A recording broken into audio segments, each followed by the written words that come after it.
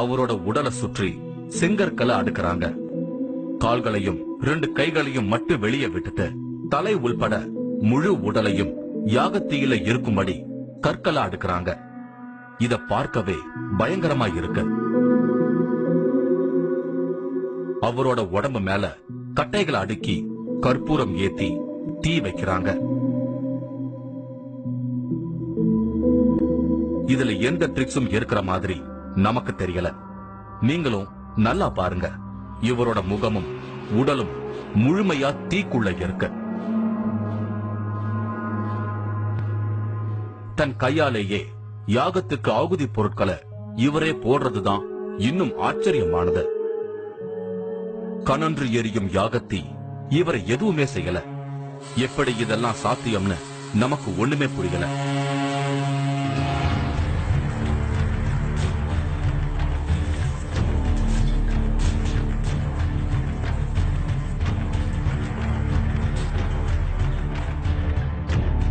கடைசியா பூக்களை தூவி யாகத்தை நிறைவு செஞ்சாங்க.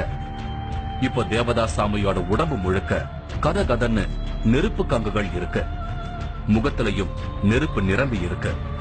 பக்கத்துல போக முடியாம கூட இருந்தவங்க விலகி இருக்காங்க. யாகம் முடிஞ்சதும் ஒரு இரும்பு கரண்டியால அவர் மேல இருக்கும் நெருப்ப அள்ளி எடுக்கிறாங்க.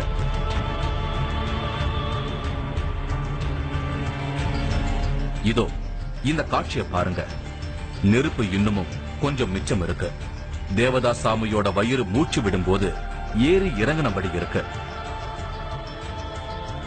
சாம்பல் இவரோட முகத்தையும் உடலையும் மூடி இருக்கு. பார்க்கவே பயங்கரமா இருக்கு. இது போதாதுன்னு ஃபைனலா ஒரு கற்பூரத்தை இவர் நெஞ்சு மேல வச்சு ஏத்துறாங்க. யாகத்தீயே அவரை ஒண்ணும் பண்ணல. இந்த சிறு நெருப்பா இவரை சுட்டுவிட போகுதுன்னு அவங்க நினைச்சிட்டாங்களான்னு தெரியல.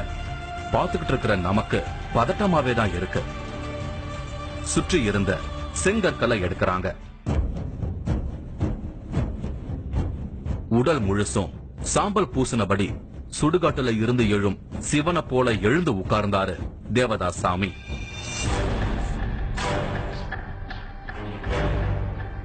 இப்படி இவரு யாகம் முடிஞ்சு எழும்போது யாரையும் நேரடியா பார்க்க கூடாது. அதனால இங்க இருந்த சித்தர்களை நோக்கி பார்த்தபடி கொஞ்ச நேரம் தவத்துல இருந்தாரு தேவதாசாமி.